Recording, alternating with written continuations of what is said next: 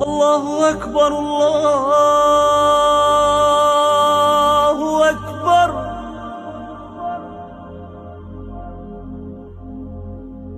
أشهد أن لا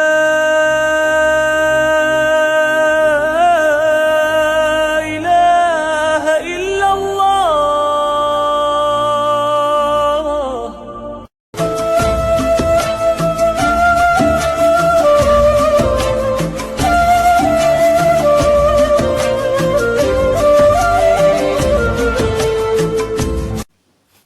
Assalamualaikum warahmatullahi wabarakatuh.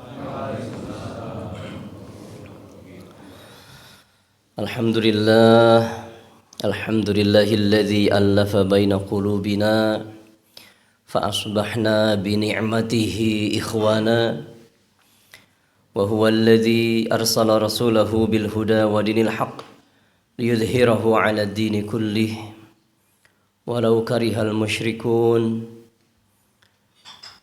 Asyhadu an la ilaha illallah wahdah la syarika lah wa asyhadu anna Muhammadan abduhu wa rasuluhu la nabiyya wa rasula ba'dah. Allahumma fassalli wa sallim wa barik wa an'im ala sayyidina wa syafi'ina Muhammadin wa ala alihi wa ashabihi ajma'in wa man tabi'ahum bi ihsanin ila yaumiddin. Allahumma anfa'na bima 'allamtana wa 'allimna ma yanfa'una wa zidna 'ilma. Allahumma inna nas'aluka al-huda wat-tuqa wal-'afafa wal-ghina. Allahumma inna nas'aluka 'ilman nafi'a wa rizqan tayyiba wa 'amalan mutaqabbala. Allahumma bika asbahna wa bika amsayna wa bika nahya wa bika namut wa ilaikan nusyur. Allahumma amin. Amma ba'du. Para hamba Allah, pemakmur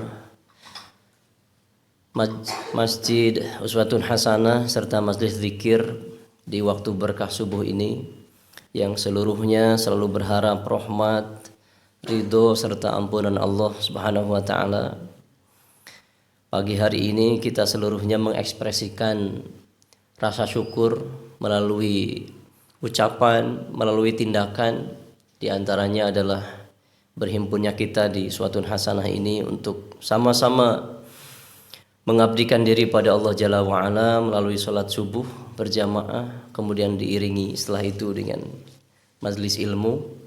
Mudah-mudahan Allah Jalla wa'ala menerima ibadah ini, dijadikan sebagai suatu yang bisa memberatkan mizan kebaikan kita pada hari hisab kelak. Allahumma amin. Hamba-hamba Allah, a'azani Allah wa iyyakum. Talabul ilmi adalah suatu yang kita pahami bersama hukumnya, yaitu wajib, sebagaimana hadis yang sangat masyhur dan kita hafal akan hal itu, yakni talabul ilmi faridatun ala kulli muslimin wa muslim. Bahkan meminta ilmu yang manfaat itu dalam zikir pagi dan sore yang kita dawamkan setiap pagi dan sore hari itu, permintaan di awal itu atau minta ilmu yang bermanfaat ini lebih didahulukan permintaannya pada Allah ketimbang rizki dan juga amal yang diterima. Tadi doanya kita baca bersama, Allahumma inni as'aluka ilman nafi'a, sebelum rizqan thayyibah dan sebelum amalan mutaqabbala. Pagi hari ini kita sedang mengawali itu. Mudah-mudahan ketiga-tiganya kita dapatkan hari ini. Ilmu yang manfaat, rizki yang halal, berkah, kemudian amal yang diterima meskipun mungkin gak seberapa amal kita. Maka mari bersobar untuk mengisi waktu yang ada hingga syuruk nanti, atau mudah-mudahan kurang dari itu, dengan thalabul ilmu. Semoga kita semua mendapatkan ilmu yang manfaat dari Allah Subhanahu wa taala. Hamba-hamba Allah, kemudian terakhir kita berjumpa 1 tahun yang lalu jika menghitung kalender hijrah, yakni 1443. Terakhir kita ya, 2 pekan yang lalu. Sekarang kita berjumpa kembali di tahun yang baru. Betul? Sudah masuk? Tanggal berapa sekarang, Pak? Tanggal 2, Masya Allah. 2 Muharram. Perihal ini ada sebuah ungkapan dari ulama tentang hakikat umur. Ya kita sudah khotam lah urusan, tidak perlu dipertentangkan. Yang kita ambil nih yang mana sih, Qamariyah apa Syamsiyah? Dua-duanya hitungan milik Allah Subhanahu wa taala. Ya. Bulan kenapa dipakai oleh Islam jadi sebagai sebuah hitungan? Karena sebelum ada kalender, dari mulai yang analog hingga yang digital, orang tua dulu sangat tahu ini tanggal berapa. Tinggal nengok ke langit. Ketika ada yang nanya, "Mang, ini tanggal sabaraha?" Orang tua kita tinggal nengok malam hari ke atas. Oh, tanggal sakitu. Apalagi kalau bulan sedang bulat, sangat bisa ditebak purnamanya. Adapun matahari, Syamsiyah, itu hitungan untuk sholat. Dari mulai fajar hingga maghrib. Karena setelah maghrib tentu matahari sudah tidak terlihat lagi. Jadi kedua-duanya adalah milik Allah Subhanahu wa taala dan kita pakai. Karena itulah di surah Al-Kahfi disebutkan ketika Ashabul Kahfi ini tidur berapa lama begitu. Allah mengungkapkan dengan kalimat fazdadu tis'a. Jadi setelah menyebut 300 tahun ada kalimat fazdadu. Karena ini hitungannya untuk dua hitungan itu. Ya Syamsiyahnya fazdadu tis'a, ya Qamariyahnya salasumi'ah itu 300 tahunnya. Nah, hari ini kita berada di hari keduanya pada tahun baru Hijrah 1444. La haula wala quwata illa billah. Bagaimana ungkapan ulama tentang hal ini? Ini tentang hakikat umur. Dulu pernah saya sampaikan juga di forum subuh seperti ini di Uswatun Hasanah. Saya tidak ingat atau terlupa apakah ini Sufyan Ats-Tsauri rahimahullah atau Imam Hasan Al-Basri, saya terlupa. Kalau ada yang mengetahui dan mengingat itu, ingatkan saja saya.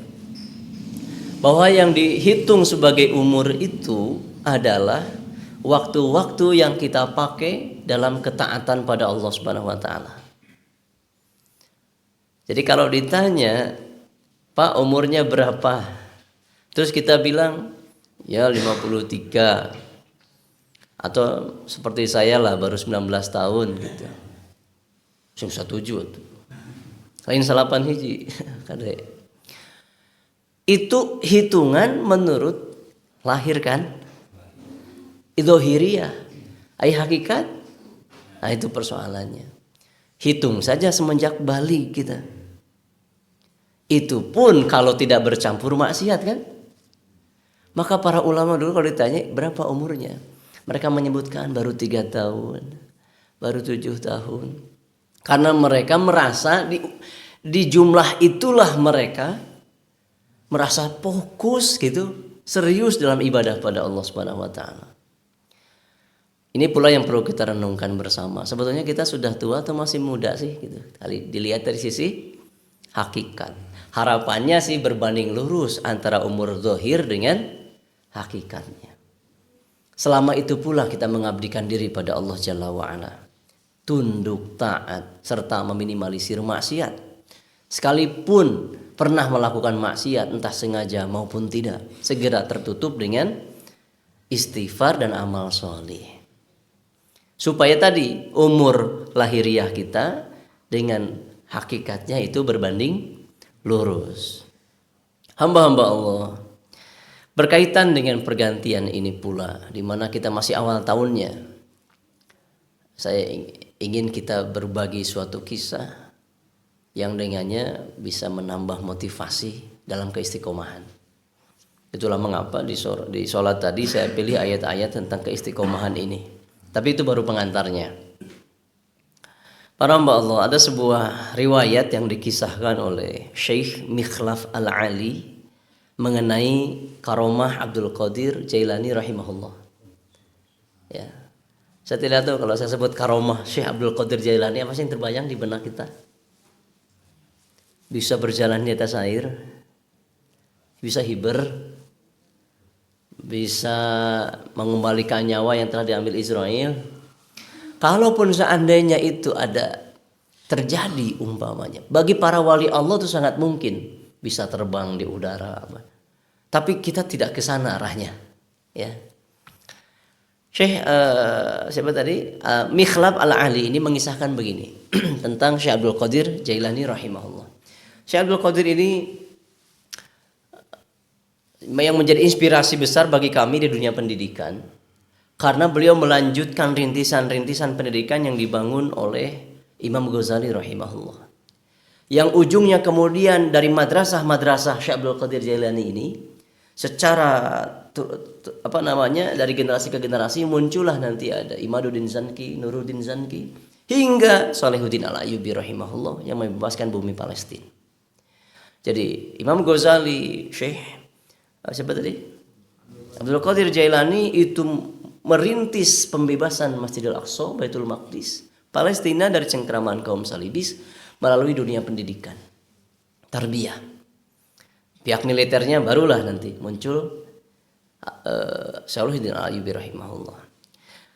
Para hamba Allah, suatu hari, tepatnya pada hari Kamis, Syekh Abdul Qadir Jailani rahimahullah mengumumkan ke murid-muridnya. Kata beliau begini, besok Jumat aku akan tunjukkan kepada kalian karomahku.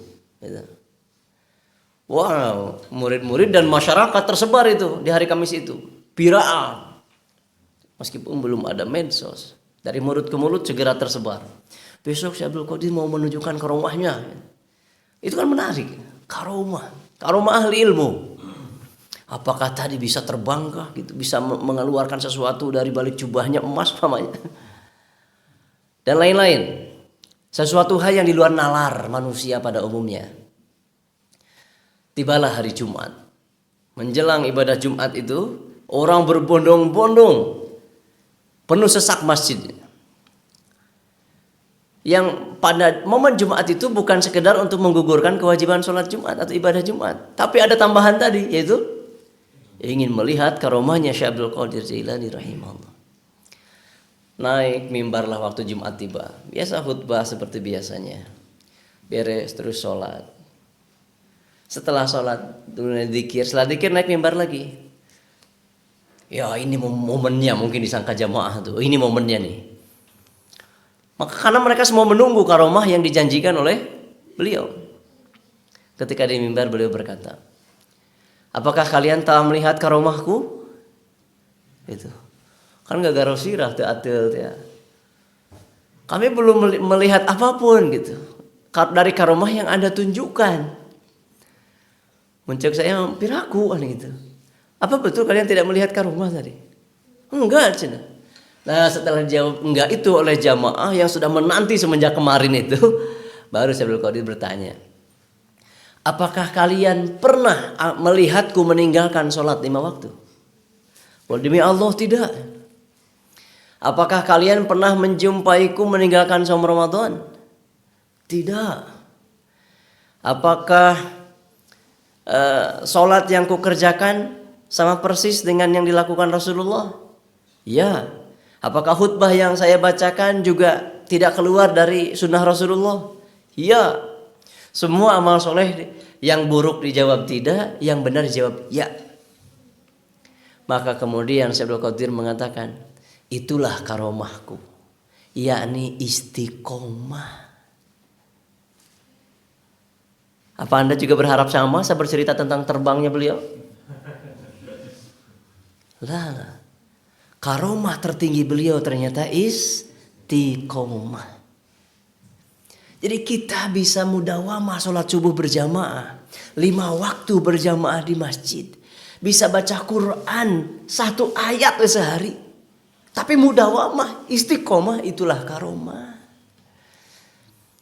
Percuma khotam, tapi cuma setahun sekali.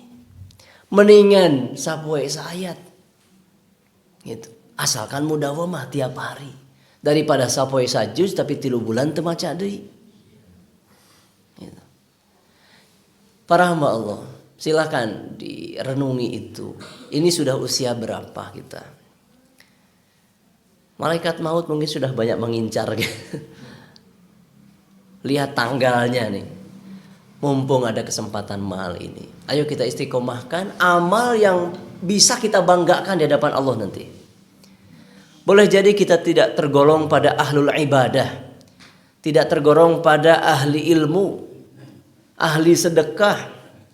Tapi amalan kita mungkin ringan-ringan dalam pandangan manusia. Tapi kita punya amal yang berbobot yaitu pada keistiqomahan. Tahun ajaran itu mah pendidikan saya. Tahun baru hijrah maksud saya. Tahun baru hijrah ini. Ayo kita mentali, sikapi dengan tekad yang kuat untuk menjaga capaian-capaian amal solih yang telah kita bangun susah payah. Berupa keistiqomahan. Baik ibadah mahdoh maupun ghair mahdoh. Yang birrul walidain istiqomahlah dengan berbagai tantangannya. Istiqomah pula dalam tolabul ilmu mumpung masih diberikan umur. Semua kebaikan mari kita tekadkan untuk istiqomah di tahun ini. Boleh jadi tidak ada tambahan amaliyah baru umpamanya. Jadi seperti contohnya amal barunya mendawamkan zikir apa gitu yang sifatnya ratusan. Mungkin amal kita masih sama seperti tahun lalu, tapi levelnya sekarang ditambahkan keistiqomahannya. Karena ahlul istiqomah ini luar biasa dalam pandangan syariat. Mereka biasanya amal ahlul istiqomati itu, yang ahli dalam istiqomah, memperhatikan bagusnya amal di akhir ketimbang di awalnya. Ini kan kita menjelang akhir kehidupan. Entah di umur berapa nanti akan tutup usia meninggalkan dunia ini menuju negeri yang abadi. Lakukan keistiqomahan sekemampuan. Fattaqullaha mastata'tum. Itu pengajaran mahal yang bisa kita ambil dari kisah yang disampaikan oleh Syekh Mikhlaf atau Makhlif Al-Ali tentang keistiqomahan Syekh Abdul Qadir Jailani dalam ibadah. Beliau tidak menyebutkan amalan-amalan hebatnya ketika sendirian, tapi amalan-amalan yang zahir yang dilihat manusia. Salat berjamaah 5 waktu, saum Ramadan, salat Jumat dan lain-lain. Apalagi jika kita punya amalan rahasia. Usahakan mah punya masing-masing kita. Meskipun di pandangan orang lain kecil, tapi itu yang jadi andalan kita. Nanti ketika berhadapan, berdiri gemetar di hadapan Allah Jalla wa'ala. Punya amalan rahasia. Entah itu zikir, entah itu sedekah, entah itu memungut duri di jalan, entah. Silahkan lakukan sekemampuan. Hamba-hamba Allah, muslimin dan muslimat, saudara-saudariku sekalian, rahimani Allah wa iyyakum. Selanjutnya berbicara tentang bulan Muharram di mana kita sudah berada di dalamnya. Coba bantu kami menyebutkan fadilah dan amaliyah pada bulan ini dari apa-apa yang Anda telah ketahui selama ini. Kira-kira keutamaan bulan Muharram apa hadirin? Apa Pak? Hijrah. Apanya yang hijrah?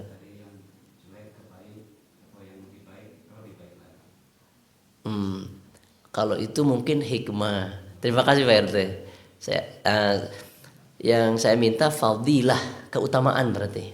Keutamaan bulan Muharram apa? Kalau hikmah betul tadi Pak. Asyura. Ya, di Sunda itu bulan Muharram ini disebut bulan Sura, Sura, Safar, seterusnya. Yang dulu pernah saya terlupa naon gitu, ternyata kapanggih mah Sura. Kenapa Pak dengan Asyura?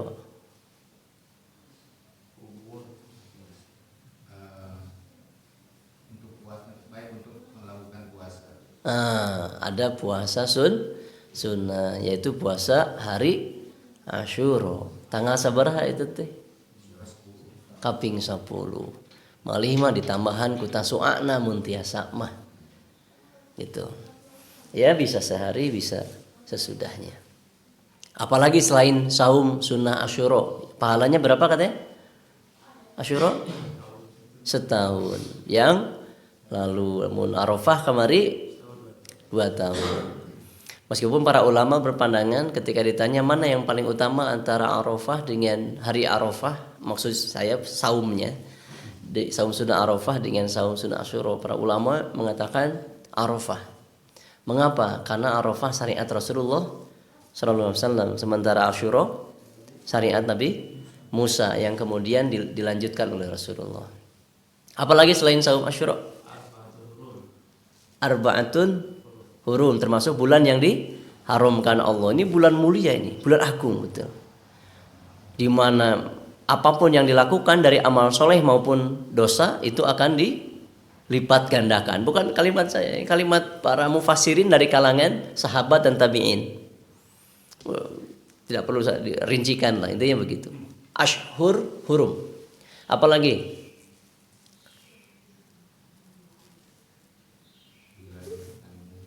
Hah? Ya, kalau nanti coba gali ya. Bisa pakai piranti yang kita punya. Kalau nggak punya kitab-kitab hadis turoth di rumah, ya bisa googling apa keutamaan bulan Muharram. Kemudian amaliyahnya tadi diantaranya adalah saum Asyura. Yang kemudian pertanyaan saya, kenapa ada saum sunnah Asyura? Ada apa? Hanya saum wajna gitu, tidak harus ada apa-apa gitu. Di antaranya kenapa ada? Itu kan tadi sunnah Nabi siapa? Musa alaihissalam. Sebagai rasa syukur telah Allah Jalla wa'ala selamatkan dari kejaran Fir'aun dan bala tentaranya. Jangan dikira dikejar hanya oleh Fir'aun lalu 32 orang pasukan. Berapa jumlah pasukan Fir'aun ketika ngejar Bani Israel? Ya, kacida naker. Sekitar boleh. Sekitar 1.600.000 pasukan. Jadi hampir seluruh batalion, atau apa disebutnya kalau di tentara nih?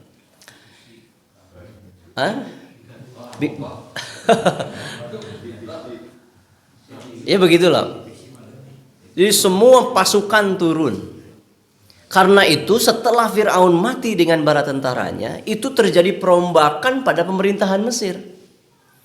Karena laki-laki dan tentara-tentara itu mati semua sama rajanya.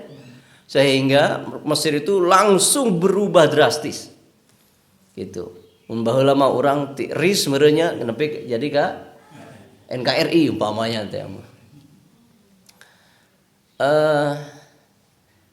Para perempuan menjadi berkuasa menggantikan posisi suami-suami mereka yang mati itu. Terus untuk melanjutkan kelanggengan, meskipun ya tetap saja peradabannya terkubur juga akhirnya. Mereka menikah lagi dengan orang-orang biasa untuk melanjutkan tahta suaminya. Jadi intinya saking banyaknya pasukan yang ikut dibawa oleh Fir'aun mengejar Bani Israel. Yang dikejar berapa jumlahnya?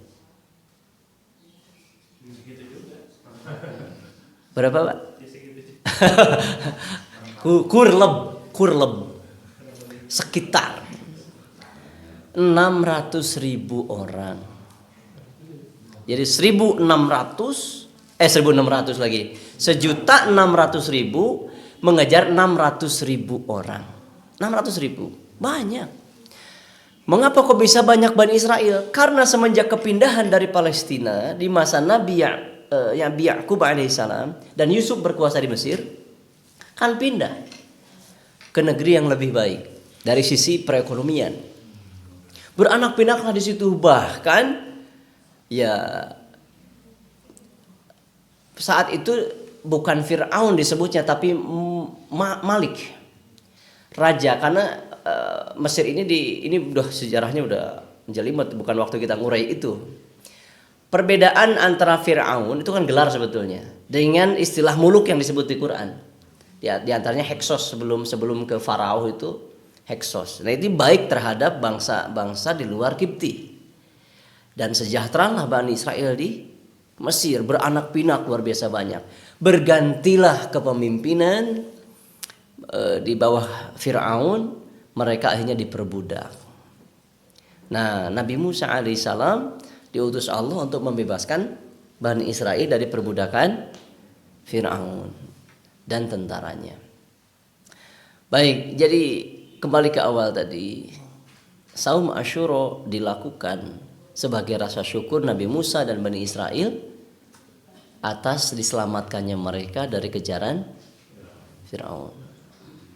Itu amaliyah Muharram. Maka mari kita niatkan dari sekarang, udah masuk tanggal 2, bahwa nanti di tanggal 10 kita akan saum syukur ditambah dengan tanggal 9-nya. Raihlah ampunan Allah atas dosa-dosa kita yang banyak ini dengan amalan yang sederhana tapi hasilnya besar.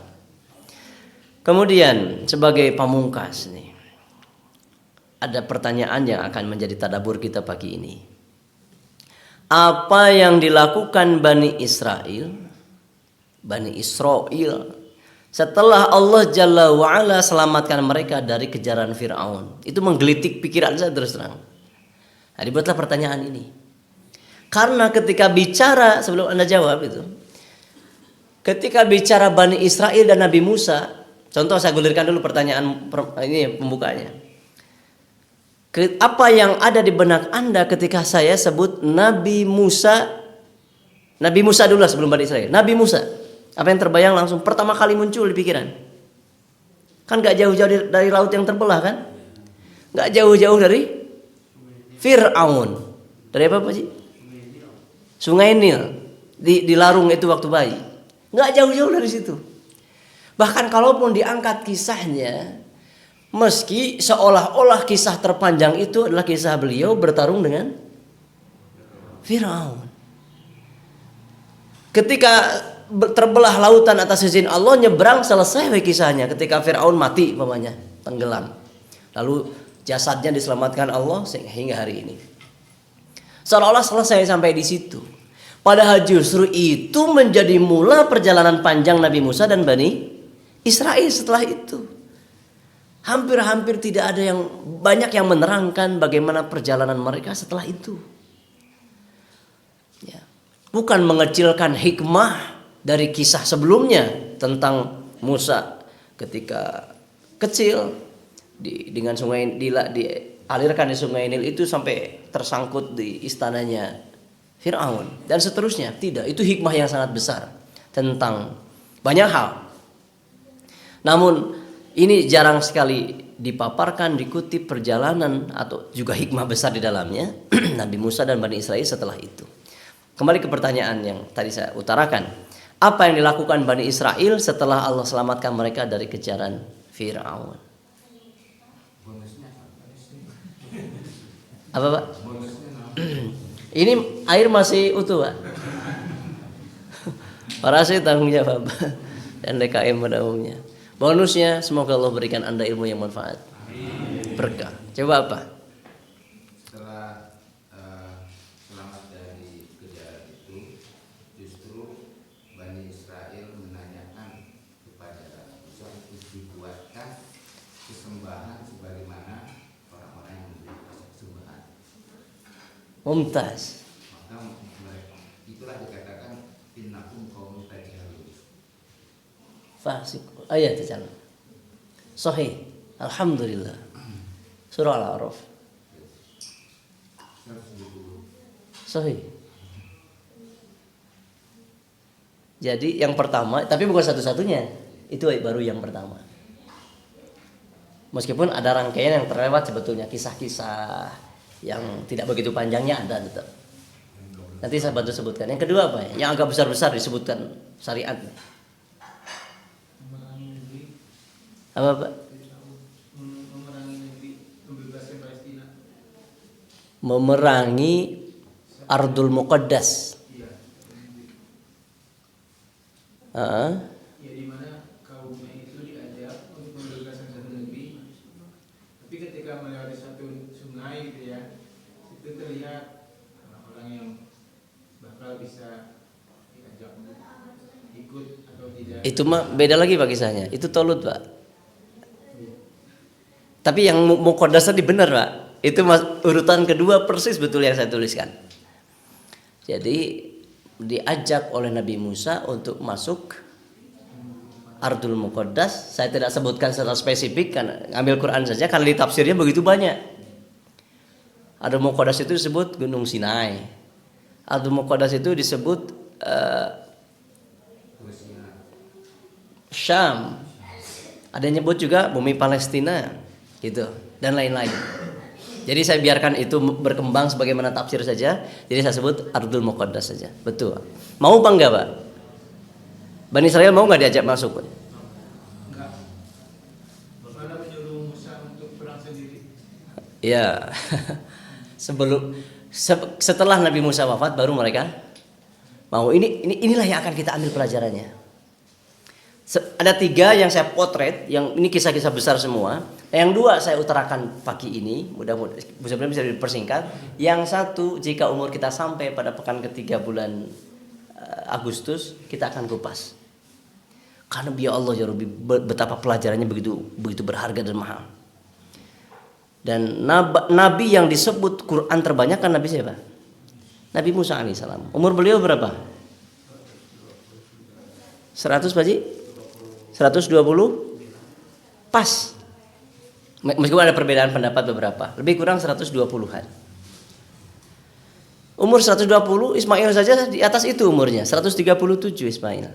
Tapi 120 tahunan ini di Quran dipotret namanya yang paling banyak disebut Allah Jalla wa'ala. Berarti ada hikmah pastinya dong. Yuk kita masuk dulu ke yang pertama tadi disebutkan Bapak nih, yaitu kisahnya Bani Israel minta dibuatkan sembahan patung kepada Nabi Musa, lagi mintanya gitu. Padahal mereka baru saja menyaksikan apa? Baru menyaksikan apa? Mukjizat besar. Ilmu fisika hari ini masih bingung kok. Gitu.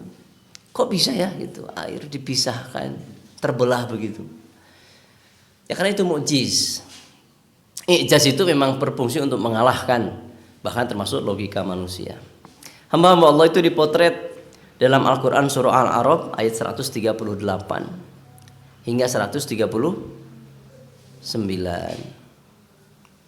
Ya, kalimatnya Allah Jalla wa'ala berfirman, "Wajawazna bi bani Israil al-bahra fa'atau 'ala qaumi ya'kufuna 'ala asnamin lahum qalu ya Musa ij'al lana ilaha kama lahum aliha qala innakum qaumun tajhalun." Pantas disebut bodoh juga. Pantas. Tapi sempat tergelitik di pikiran itu. Ini fungsinya tafsir itu untuk setidaknya menjawab sebagian kegelisahan nalar kita. Kok bisa ya Bani Israel melakukan atau meminta permintaan bodoh begitu setelah mereka menyaksikan mukjizat gitu? Kok bisa ya gitu? Kok masih tak keimanana gitu? Sempat terpikir. Dan ini harus dicari tahu supaya menjadi model dalam pembelajaran tauhid. Nah, didapatilah jawabannya dari yang kami dapatkan dari para mufassir. Bagaimana gambarannya? Begini hadirin. Ketika Nabi Musa melarikan diri dari Mesir ke lembah Madian. Lembah Madian itu ada di sekitar Yordan. Kan sampai akhirnya menikah itu ya dengan salah satu dan menggembala domba selama 10 tahun sebagai maharnya. Lalu suatu hari ingin hijrah dari lingkungan dekat mertuanya itu. Saya sebut Syekh Madian saja, saya tidak sebut Nabi siapa? Syuaib. Saya sebut Syekh Madian saja dulu. Karena banyak sekali pendapat. Gitu. Terus Anda sendiri umpamanya setuju nggak kalau itu Syuaib? Allah alam bisawab. Di tengah perjalanan barulah beliau takallam itu, bermuhadatsah dengan Allah Jalla wa'ala. Kita banyak bisa baca riwayat itu di surah An-Nahl dan seterusnya. Nah, mendapat perintah supaya masuk ke Mesir kan gitu. Jadi dari Mesir lari ke Madian, dari Madian dapat tugas lagi oleh Allah ke Mesir lagi. Nah, selama di Mesir ketika harus apa tugasnya Nabi Musa? Yaitu mengeluarkan Bani Israel dari perbudakan Fir'aun. Sekaligus menyeru penguasa setempat yaitu Fir'aun dan bala tentaranya, termasuk Haman di antaranya. Haman itu setingkat menteri lah, para penasehatnya, supaya diajak mereka ini pada tauhid.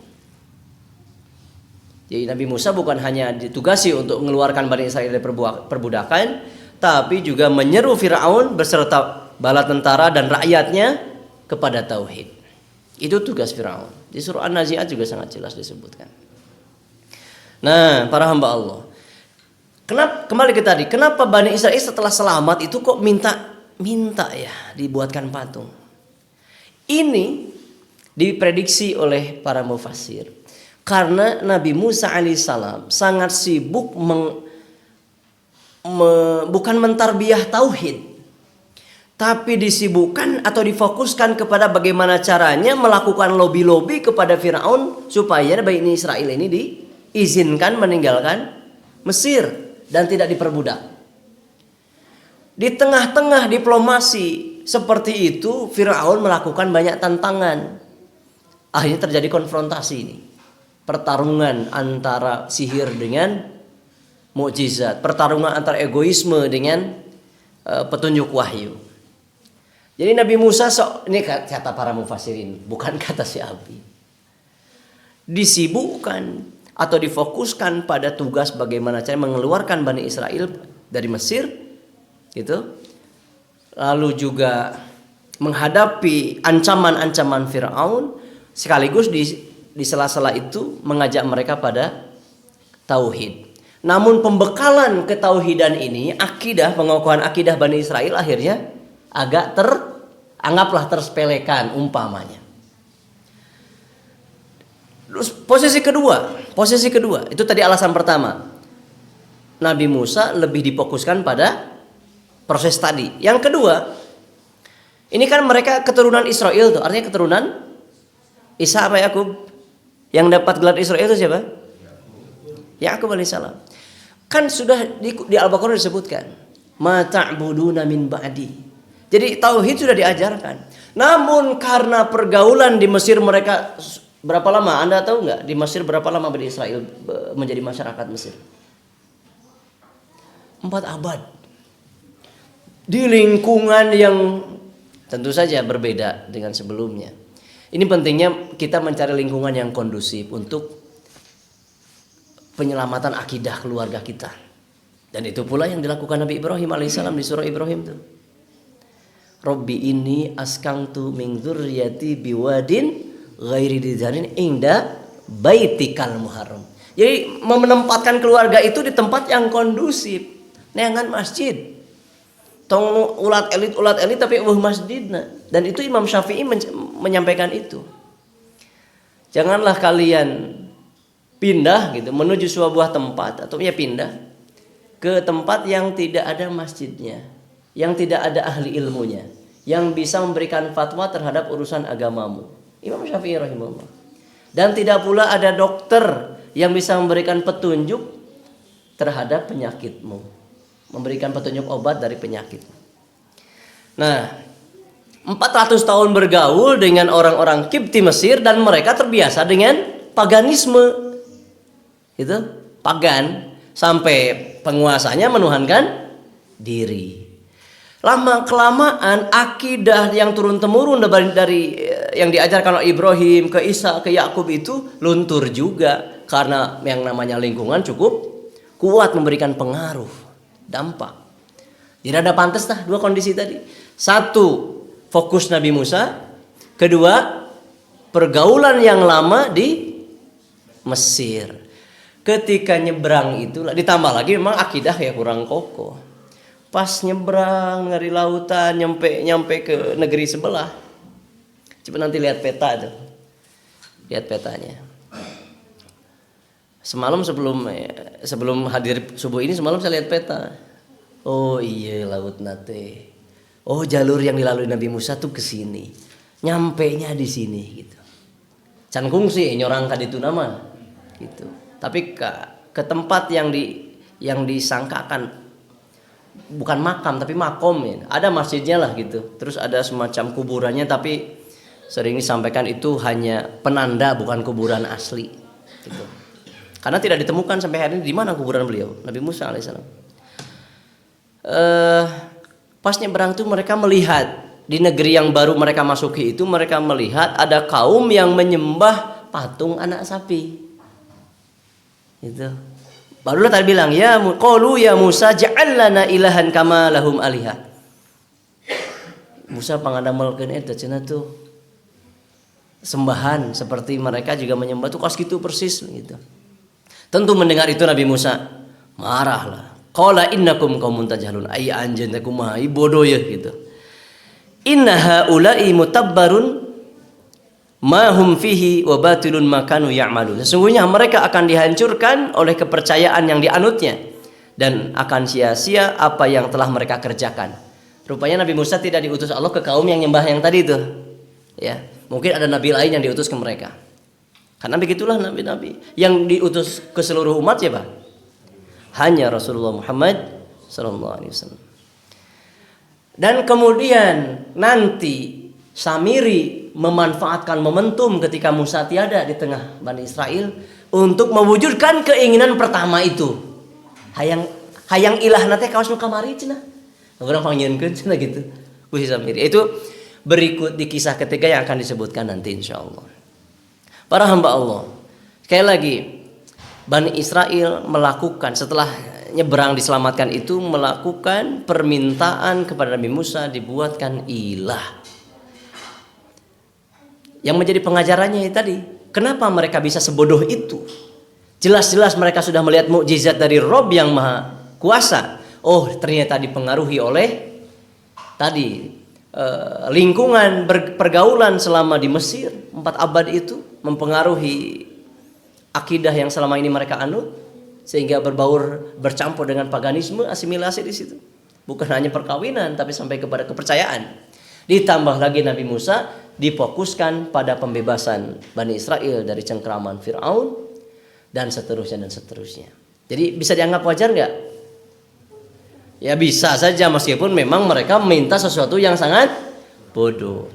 Barulah babak di situ, di babak baru ini Nabi Musa menempa akidah tauhidnya Bani Israel.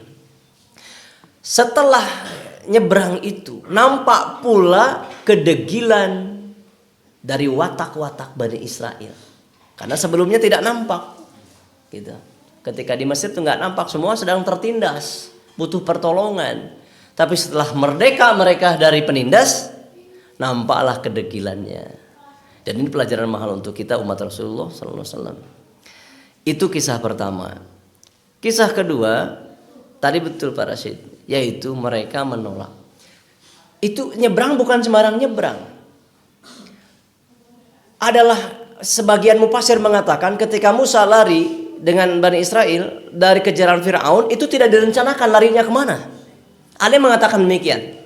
Tapi saya sangat yakin Nabi Musa dibimbing Allah harus lari ke sebelah mana. Bahkan negeri yang akan dituju pun sudah ditetapkan, yaitu Ardul Muqaddas. Bukan tanpa tujuan, lari ke mana masa tidak ditetapkan.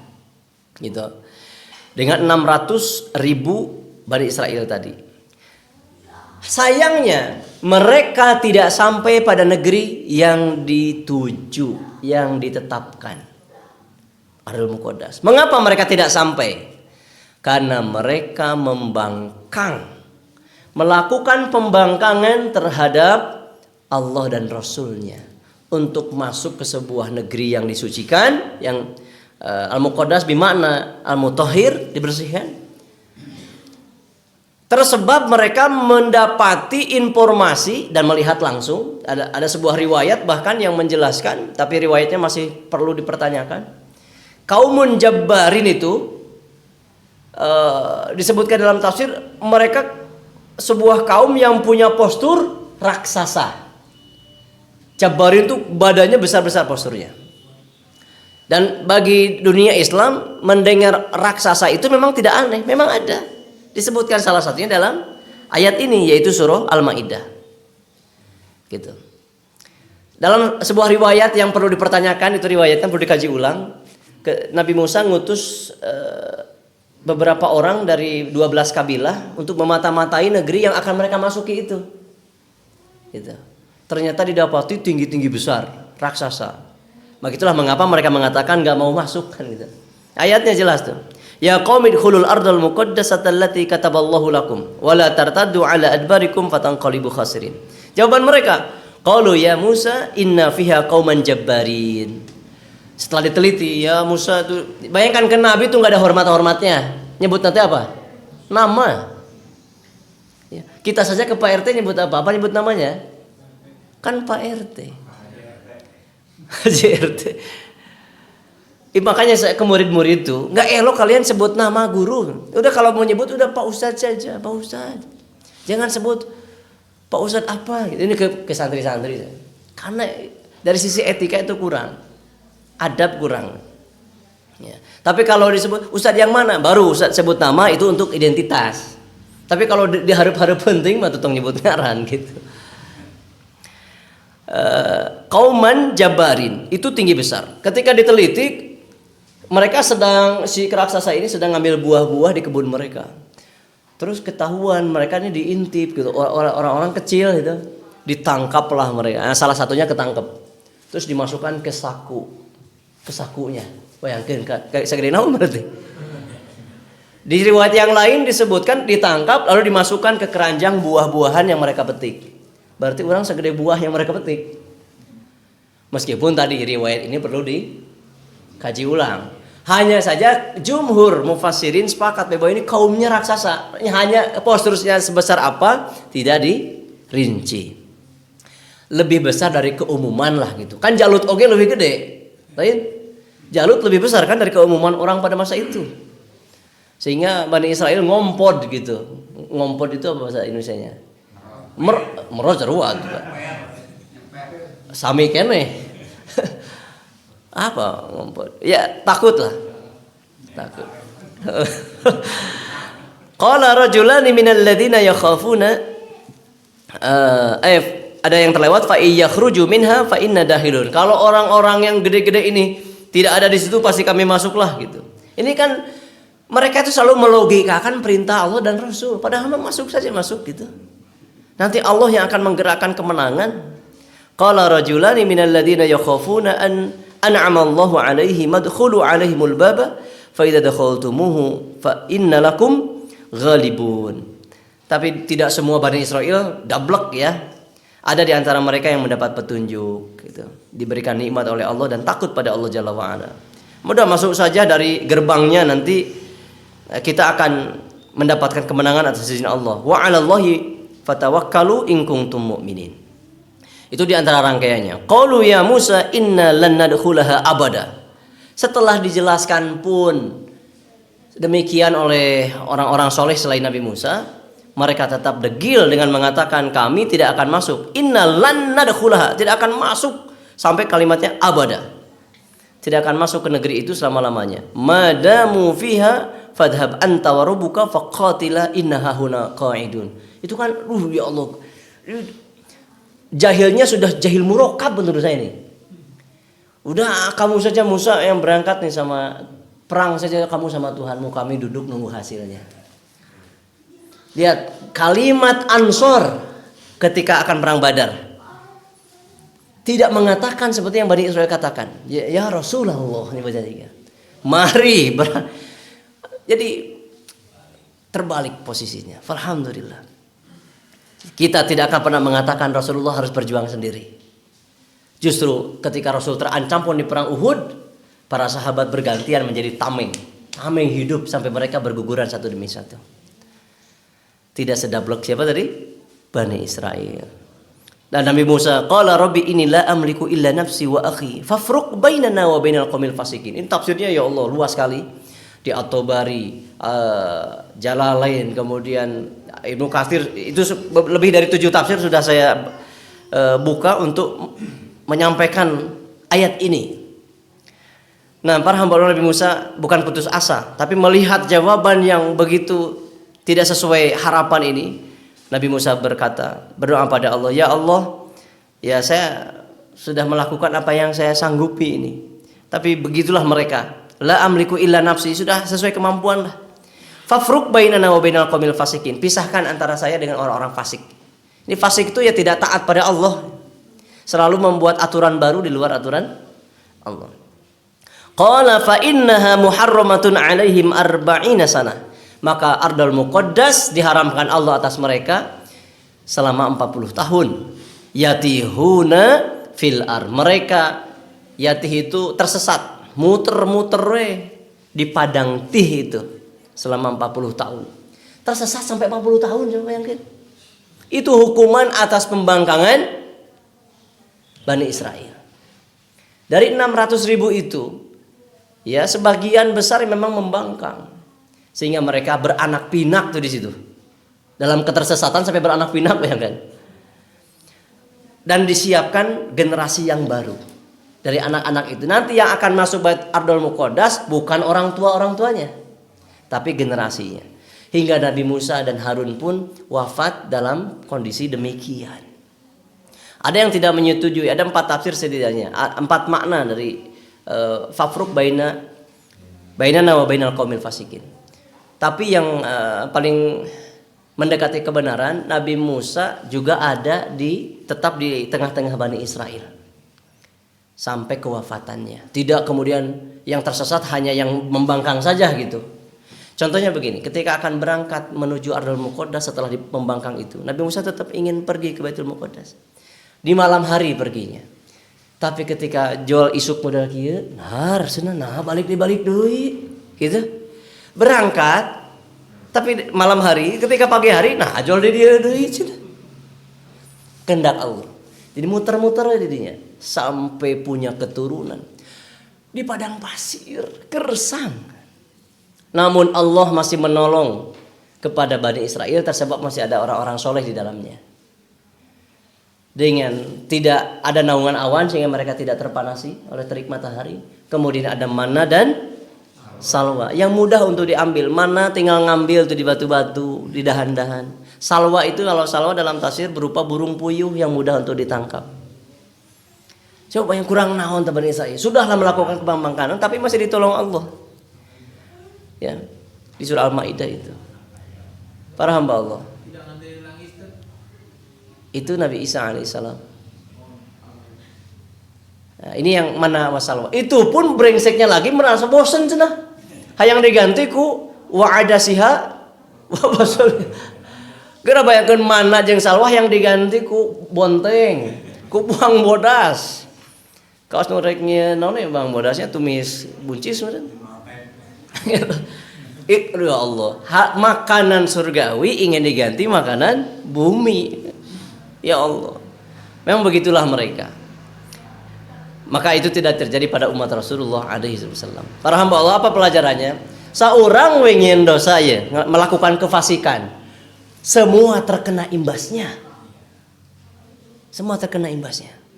Makanya ketika ada pelaku zina di Bani Israel di padang tih itu, Nabi Musa mengusirnya. Gitu. Meskipun ujung-ujungnya Nabi Musa ditegur Allah. Itu ada riwayat lain yang terpisah lah. Nah, namun kalau ada orang soleh di tengah-tengah umat, meskipun umat itu rusak, mereka masih akan mendapatkan rahmat Allah.